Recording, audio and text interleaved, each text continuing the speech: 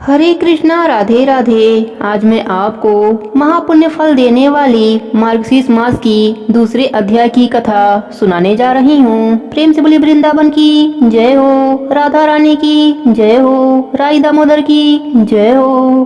ब्रह्मा जी श्री विष्णु भगवान से बोले कि हे देवेश, आपने श्री विष्णु को प्राप्त करने के लिए मार्गशीर्ष मास का विधि विधान से भक्ति पूजन करने को कहा है, इसलिए हे देवेश, इसकी विधि क्या है।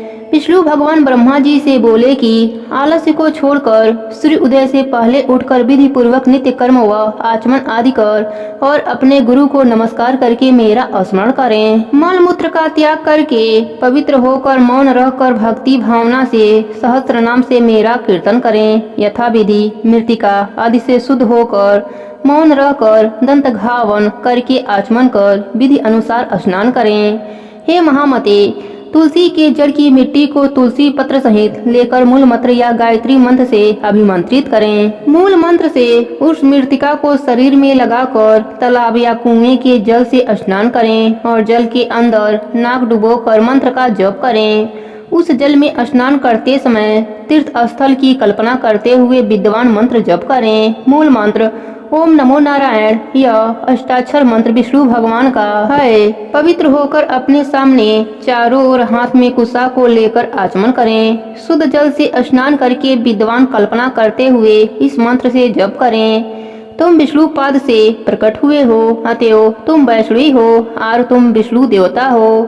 तुम मेरी रक्षा करो। जन्म से मरण प्रयत्न तुमको नमस्कार है। वायु देवता को 3.5 कोटि तीर्थ कहा गया है। हे जानवी, जो स्वर्ग और अंतरिक्ष में हैं, वे सब तुम्हारे जल में वास करते हैं। तुम्हारा नाम नंदिनी है और देवताओं के यहाँ नलिनी नाम है। दक्ष पुत्री, आकाश गंगा, संसार गामनी, यह नाम योगी लोग कहा करते हैं। हे जानवी, तुम विद्याधरी, सुप्रशंसा और लोक प्रदायिनी, लोगों को प्रसन्न करने वाली हो तथा क्षेम स्वरूपा, जहत नया, शांता, शांति को देने वाली हो। इस पवित्र नामों को स्नान करते समय नित्य स्मरण करें। वह 3 लोकों में गमन करने वाली गंडा सदा उस स्थान में वास करती हैं। हाथ जोड़कर ऊपर कहे हुए मंत्र का 7 बार जप करें।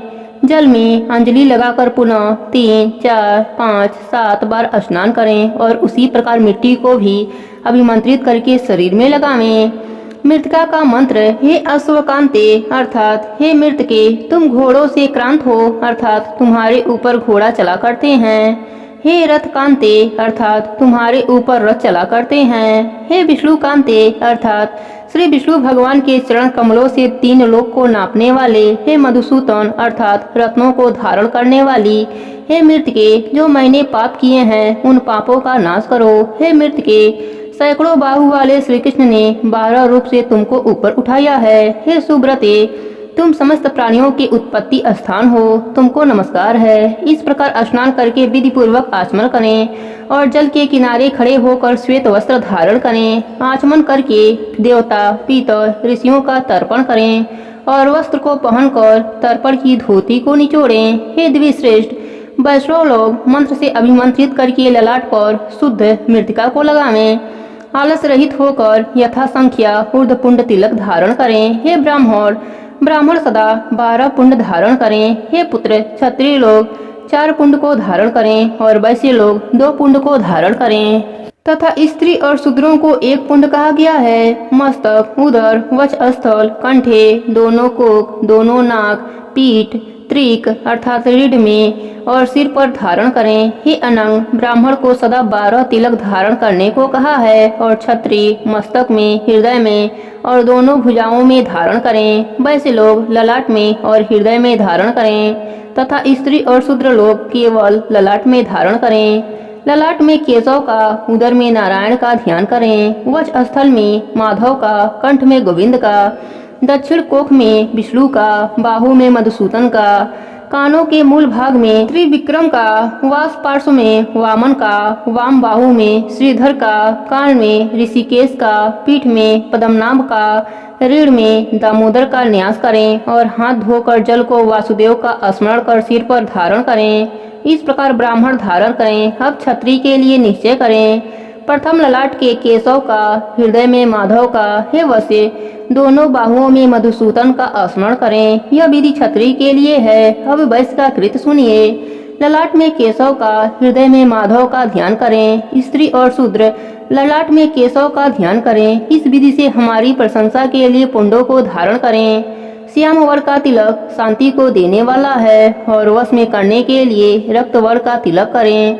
पीत वर्ण का तिलक करने से लक्ष्मी प्राप्ति होती है और श्वेत वर्ण का तिलक करने से मोक्ष प्राप्ति होता है। इन तिलकों को एकांतवासी होकर महाभाग लोग समस्त लोक के हित में रत रहने वाले धारण करते हैं। बीच में छिद्र छोड़कर विष्णु चरण की आकृति के समान पुंड को धारण करें। मध्य में छिद्र से युक्त तिलक को हरि मंदिर कहते हैं। ऊपर को उठा हो, सुंदर हो, सीधा हो, पतला हो, पार्श्व भाग सुंदर हो और मन को मुग्ध करने वाला हो, यह उत्तम तिलक कहा गया है। जो बिना छिद्र का तिलक धारण करते हैं वे द्विजों में अधम हैं, और जो द्विजों में अधम हैं बिना छिद्र का ऊर्ध्वपुंड को धारण करते हैं वे तिलक में लक्ष्मी के साथ स्थित मुझको अलग कर देते हैं और ललाट में कुत्ता को पैर लगाते हैं। इसमें कुछ भी संशय नहीं है। इसलिए छिद्र युक्त पुंड को धारण करें। यदि बड़ा छिद्र हो तो उत्तम कहा गया है। ब्राह्मण लोग हरि के सालों के पद प्राप्ति के लिए सदा इस तिलक को धारण करें। प्रेम से बोली राज दामोदर की जय हो, विष्णु भगवान की जय हो। अब सुनते हैं गीता के दूसरे अध्याय की कथा। महर्षि वेद व्यास जी के वरदान से मेरी दिव्य दृष्टि से देखते हुए संजय बोला, हे राजन, अर्जुन का हृदय दया के भाव से भर चुका है। उसके नेत्र अश्रुओं से भरे हुए हैं। वह रुदन करते हुए व्याकुलता की चरम सीमा तक पहुंच गया है। भगवान श्री कृष्ण उसे ढाढ़स बढ़ाते हुए कह रहे हैं कि हे पार्थ, युद्ध के ऐसे विकट समय में तेरे मन में दुख और विषाद की भावना कहाँ से उत्पन्न हो गई? इस प्रकार के विचार मन में मत आने दे। ऐसी बातों से न तो स्वर्ग की प्राप्ति होती है न ही कीर्ति होती है। हे अर्जुन, इस समय न पुरुषों के समान बुद्धि की आवश्यकता नहीं है। तू तत्व की बात समझ नहीं रहा। हे श्रेष्ठ धनुधर, अपने हृदय से नीच बुद्धि का त्याग करके युद्ध के लिए खड़ा हो। भगवान श्री कृष्ण के श्री मुख से ऐसे वचन सुनकर अर्जुन ने कहा, हे देवकी नंदन, गुरु द्रोणाचार्य और भीष्म पितामह तो मेरे लिए परम पूज्य हैं। इनकी तो मुझे आराधना करनी चाहिए। गुरु द्रोणाचार्य तो मेरे शीश की दशला के योग्य हैं और भीष्म पितामह के चरणों की रज से मेरा सुख तथा कल्याण है। मैं इन पर बाणों की वर्षा कैसे करूं? अपने इन दोनों महागुरुओं को मारकर मेरा कल्याण कैसे संभव हो सकता है? इनका वध करके जो राज्य सुख मिलेगा वह मेरे इन महागुरुओं के रक्त से रंजित होगा। ऐसा करके न तो मुझे सुख की प्राप्ति होगी न ही मेरे लिए कल्याणकारी होगा। हे वासुदेव नंदन, गुरु वध से बड़ा संसार में कोई पाप नहीं है। ऐसा पाप करने से अच्छा है कि मैं राज्य सुख को त्याग कर भिक्षा के द्वारा मिले अन्न से अपना निर्वाह करूं। मेरी समझ में नहीं आ रहा है कि क्या करूं और क्या न करूं। यह भी तो निश्चय नहीं है कि विजय श्री की प्राप्ति हमें ही होगी। मेरे सामने धृतराष्ट्र के जो पुत्र खड़े हैं वे युद्ध के लिए काफी ललायित दिख रहे हैं। उनका वध करके भी कल्याण संभव नहीं होगा। आपने मुझसे नीच बुद्धि को त्याग देने के लिए कहा है, लेकिन नीच बुद्धि क्या होती है मैं नहीं जानता। मैं इस समय ऐसा मूर्ख और बुद्धिहीन हो गया हूँ जो धर्म अधर्म को नहीं समझ पा रहा हूँ। धर्म क्या है और अधर्म क्या है? हे गुरुवर, मैं इस समय अशिक्षित हो गया हूँ और शिक्षा के योग्य हूँ। मैं मन, वचन और कर्म से आपकी शरण में आया हूँ। इस समय मुझे अपना शिष्य समझकर आप मुझे ज्ञान दें जिससे मेरा क्षोभ दूर हो। हे प्रभु, इस शोक से मेरी इंद्रियां सूख गई हैं। मुझे ऐसी कोई राह नजर नहीं आ रहा है जिस पर चलकर मेरा द्रवित और दुखी मन शोक से दूर हो सके। हे श्री कृष्ण, यदि मैं पृथ्वी का धन्य धान से परिपूर्ण व निष्ठकंडक राज्य और देवलोक की सामग्री से भी पा जाऊं, तब भी इन सब का वध करके मेरे शोक का निवारण संभव नहीं है। मात्र भूमि का राज्य तो मेरे लिए तुच्छ ही है। कुछ क्षण खामोश रहने के बाद संजय बोला, हे राजाधिराज, यह कहकर अर्जुन चुप हो गया कि मैं किसी भी प्रकार इनसे युद्ध नहीं कर सकूंगा। तब भगवान श्री कृष्ण मुस्कुराते हुए अर्जुन को समझा रहे हैं, हे अर्जुन, विवेकी वन, विवेकी पुरुष किसी वस्तु की चिंता नहीं करते। तू व्यर्थ ही ऐसे लोगों के लिए शोक कर रहा है जिनके लिए तेरा शोक करना बुद्धिमानी नहीं है। जिन्हें मारने के लिए तू शोकग्रस्त है वह तेरा भ्रम है। यह पहले भी थे, आज भी हैं और भविष्य में भी रहेंगे। यह तो सिर्फ आत्मा है जो बोलती है। आत्मा अविनाशी है। शरीर की 4 अवस्थाएं होती हैं, बालपन, यौवन, वृद्धावस्था और मृत्यु। यह देह इन्हीं 4 अवस्थाओं से घिरी है। विवेकी पुरुष आत्मा को अविनाशी मानते हैं। शरीर से आत्मा का निकल जाना ही देह का मरण है और यही धर्म है। इसलिए बुद्धिमान शोकाकुल नहीं होते।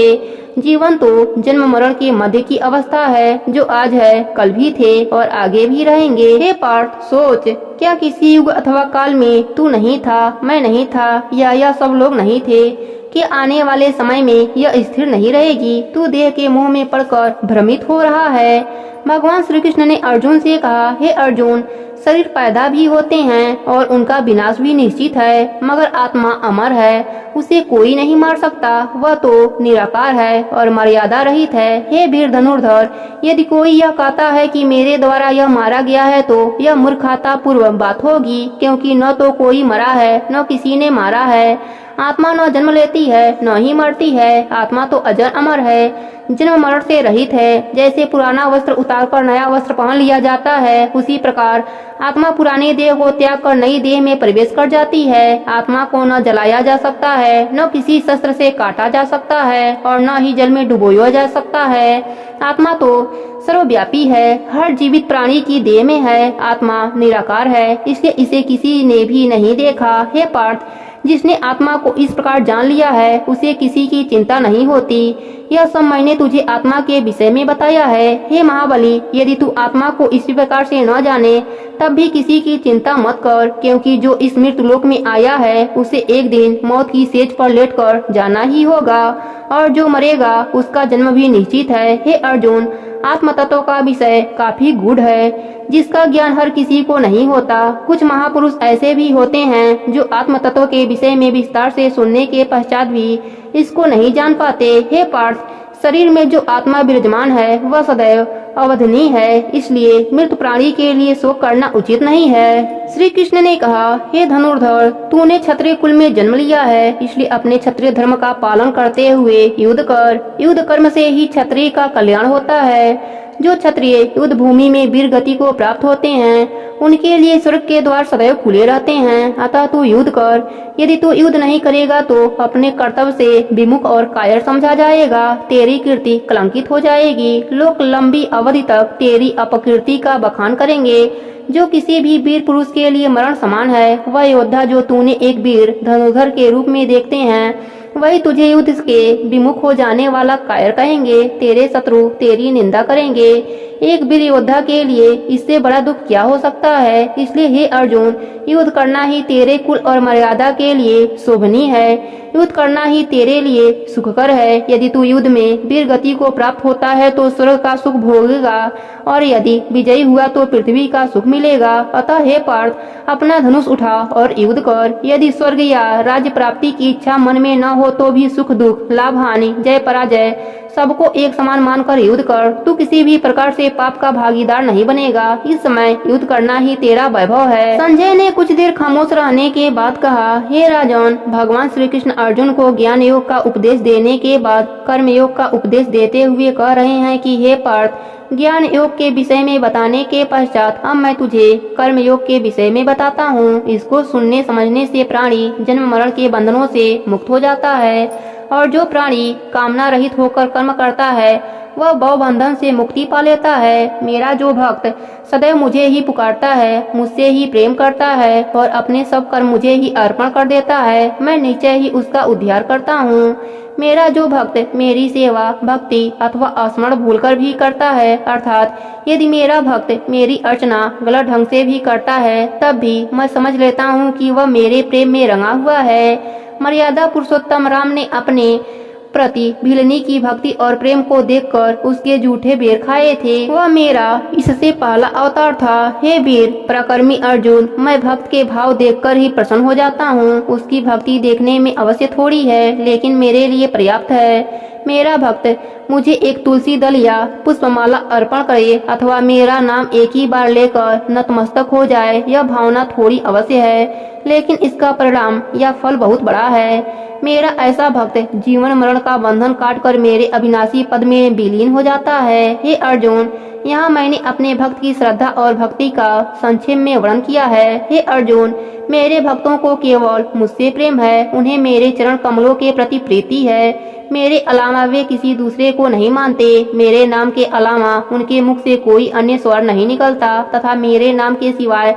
कुछ और सुनना भी पसंद नहीं करते, क्योंकि यह उनका दृढ़ आत्मिक निश्चय है। जिनका निश्चय अथवा विश्वास मुझ में नहीं है, उनकी बुद्धि भ्रमित रहती है तथा मन भटकता रहता है। जो मीठी बाणी में अनेक श्लोक पढ़ कर लोगों को सुनाते हैं और अन्य देवताओं की भक्ति का उपदेश देते हैं, वे तो नीरे मूर्ख तथा अंधे हैं, फिर भी अपने आप को पंडित कहते हैं और लोगों को भ्रमित करते हैं। अतः हे अर्जुन, अपने बुद्धि को स्थिर रख। जिस प्रकार सागर के मल जाने पर मनुष्य अन्य छोटे छोटे जलाशयों की ओर देखता भी नहीं, उसी प्रकार जिसने ब्रह्म ज्ञान प्राप्त कर लिया उसे वेद आदि ग्रंथों के अध्ययन की आवश्यकता नहीं होती। परमानंद की ब्रह्म ज्ञान है। हे पार्थ, तू आत्मा के सत्य स्वरूप के साथ अपनी प्रीति जोड़। आत्मिक सुख इंद्रिय सुख से भिन्न है। जब आत्मा ब्रह्म सुख से जुड़ जाती है तो परम सुख की प्राप्ति होती है। हे अर्जुन, आत्मा के सुख और इंद्रियों के भोगों के सुख में बड़ा अंतर है। अब मैं तुझे एक दृष्टांत सुनाता हूँ। प्रयत्न करके कुएं से जल निकालकर स्नान किया जाता है तथा अपनी शुद्ध जल ग्रहण किया जाता है, परंतु कुएं में स्नान नहीं किया जा सकता और वस्त्र आदि भी नहीं धोए जा सकते। तालाब अथवा नदी का जल पीने योग्य नहीं हो सकता, क्योंकि वहाँ लोग वस्त्र धोते हैं और स्नान करते हैं। जब महाप्रलय में सातों समुद्र एक हो जाते हैं तो ऐसे अनन्य जल में स्नान भी कर सकते हैं, वस्त्र भी धो सकते हैं और उस जल को ग्रहण भी किया जा सकता है। इसी प्रकार आत्म ब्रह्म के साथ मिलकर अनंत सुख प्रदान करती है। मेरे सभी उपासक ब्रह्मा, नारद या तपस्वी सब इस ज्ञान को जानते हैं। इसलिए हे अर्जुन, अपनी आत्मा के सुख के साथ जुड़। अपने क्षत्रिय धर्म का निर्वाह कर। कर्म करने से पहले फल मत मांग, कर्म करने पर फल की प्राप्ति तो अवश्य ही होगी। हार अपनी जीत में अंतर मत कर, दोनों को एक समान मान और युद्ध कर। हे पार्थ, कर्म फल का भोग त्याग कर बुद्धि योग का मार्ग अपनाने में ही तेरी भलाई है। बुद्धि योग होने से पाप पुण्य का क्षय होगा और तू भव बंधन से मुक्त होकर परम पद को प्राप्त होगा। परमात्मा में अपनी बुद्धि रख, सभी समत्व योग तथा समाधि योग की प्राप्ति होगी। हे अर्जुन, जब तक तू मोह के बंधन से मुक्त नहीं होगा, तेरी बुद्धि निर्मल नहीं होगी। हे धनुर्धर, जो पुरुषार्थहीन है वही नपुंसक भी है। पुरुषार्थी ही सच्चा वीर योद्धा होता है। क्षत्रिय होने के नाते तू अपने कर्तव्य का पालन कर, अपने धर्म का पालन कर, क्योंकि युद्ध करना ही क्षत्रिय का कर्तव्य है। ऐसी स्थिति में युद्ध न करना कितना अनितपूर्ण होगा, जबकि अधर्म तुझ पर हुआ है। हे पार्थ, अपने हृदय से दुर्बलता को निकालकर उठ और युद्ध के लिए तैयार हो जा। भगवान श्री कृष्ण के उपदेशात्मक वचन सुनकर अर्जुन ने पूछा, हे देवकी नंदन, जिसकी बुद्धि निश्चल है उसके क्या लक्षण होते हैं? उसकी बोली और समाधि कैसी होती है? वह किस प्रकार चलता है तथा किस प्रकार बातें करता है? यदि मुझे इन बातों का ज्ञान नहीं होगा तो मैं कैसे समझ पाऊंगा कि वह निश्चल बुद्धि वाला है?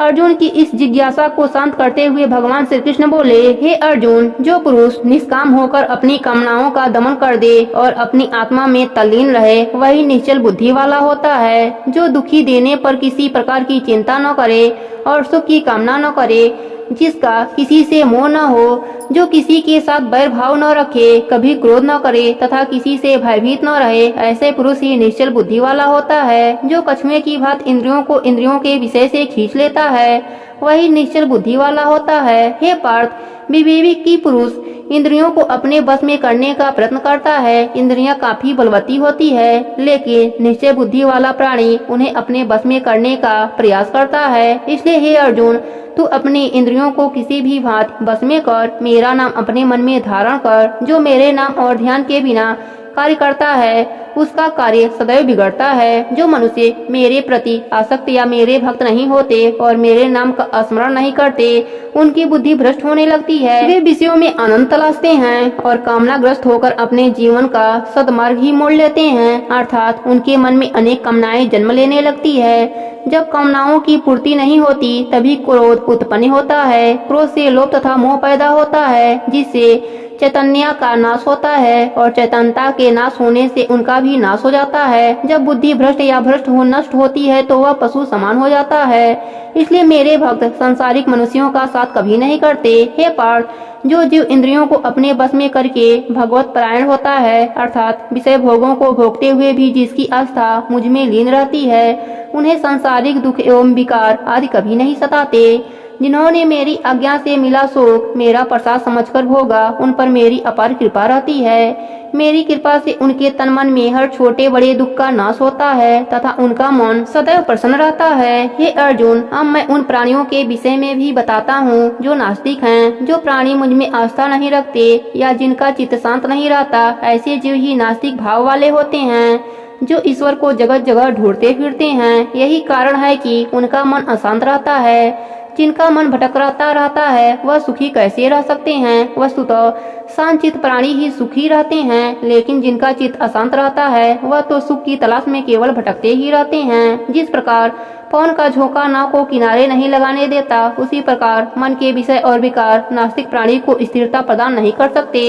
मगर जो प्राणी विषय और विकारों से विचलित हुए बिना ही चित्त को एकाग्र कर लेते हैं, उनकी बुद्धि में अवश्य ही स्थिरता आ जाती है। जब मन एकाग्रचित होता है तो विषय विकारों का उत्पन्न होना संभव नहीं हो पाता, जिससे बुद्धि स्थिर और दृढ़ रहती है। हे पार्थ, जब प्राणी रात्रि के समय सोता है, उस समय योगी का दिन प्रारंभ होता है। जब प्राणी का दिन होता है तब योगी के लिए रात होती है। योगी रात के प्रहर में मेरा भजन करते हैं, जबकि नास्तिक विषयों में आसक्त हो जाते हैं। इसलिए जो योगी तथा मेरा भक्त है वह कामना मोह आदि सब त्याग कर अपना मन मुझ में लगाता है, जिससे उसे परमानंद की प्राप्ति होती है। हे कौन्तेय, जो प्राणी ब्रह्म को प्राप्त कर लेता है वह कभी भी माया के मोह में नहीं फंसता, क्योंकि उसका हृदय तो ब्रह्मानंद में लीन हो रहता है, जिसके फलस्वरूप माया आदि विकार उसका स्पर्श तक नहीं कर पाते। वह मोक्ष और मुक्ति पाने का सच्चा अधिकारी होता है। यहीं पर दूसरे अध्याय की कथा समाप्त होती है। प्रेम से बोले विष्णु भगवान की जय हो, कृष्ण भगवान की जय हो। अब सुनते हैं दूसरे अध्याय का महात्म्य। भगवान नारायण बोले, हे लक्ष्मी, गीता के प्रथम अध्याय के महात्म्य को मैंने पहले ही विस्तार रूप से तुम्हें सुना चुका हूँ। अब मैं दूसरे अध्याय का महात्म्य बताता हूँ, ध्यान से सुनो। जम्बू द्वीप के दक्षिण क्षेत्र में पुर नामक एक सुंदर नगरी थी, जहाँ देव सुशर्मा नाम का एक ब्राह्मण रहता था। वह साधुओं की सेवा, जप, तप, यज्ञ आदि विधि पूर्वक प्रतिदिन किया करता था। एक दिन उसने एक साधु की सेवा करने के पश्चात नम्र भाव से उनसे कहा, हे संत महाराज, मैं अज्ञानी हूँ, आप मुझे कुछ ज्ञान का उपदेश दें जिससे मुझे शांति की प्राप्ति हो। साधु ने देव सुशर्मा से कहा, मैं तुम्हें ज्ञान का उपदेश नहीं दे पाऊंगा। तुम्हें ज्ञान की प्राप्ति कुछ समय पश्चात किसी ब्रह्म ज्ञानी संत से होगी। इतना कहकर वह साधु अपने गंतव्य की ओर चला गया। इस तरह देव सुशर्मा को साधु संतों की सेवा करते हुए बहुत दिन बीत गए। उसका अधिकतर समय देव आराधना में व्यतीत होने लगा। एक दिन जब वह प्रतिदिन की तरह संतों की सेवा कर रहा था, तभी एक ब्रह्मचारी संत का आगमन हुआ। देव सुशर्मा ने उनकी बहुत सेवा की और नतमस्तक होकर बोला, हे कल्याणकारी संत, कृपया मुझे आत्मज्ञान का उपदेश दीजिए, जिससे मेरे जीवन का कल्याण हो और मुझे मोक्ष की प्राप्ति हो। ब्रह्मचारी संत ने कहा, मैं तुझे गीता का दूसरा अध्याय सुनाता हूँ, जिसके श्रवण मात्र से ही तेरा कल्याण हो जाएगा। गीता के दूसरे अध्याय को सुनने से पहले भी क्या किसी का कल्याण हुआ है? देव सुशर्मा ने पूछा। इस पर ब्रह्मचारी संत के चेहरे पर पवित्र मुस्कान उभर आई और वह बोले, मैं तुझे एक प्राचीन कथा सुनाता हूँ। एक गंडरिया घने जंगल में बकरियां चराता था और मैं उसी जंगल में समाधि लगाकर पूजा अर्चना किया करता था।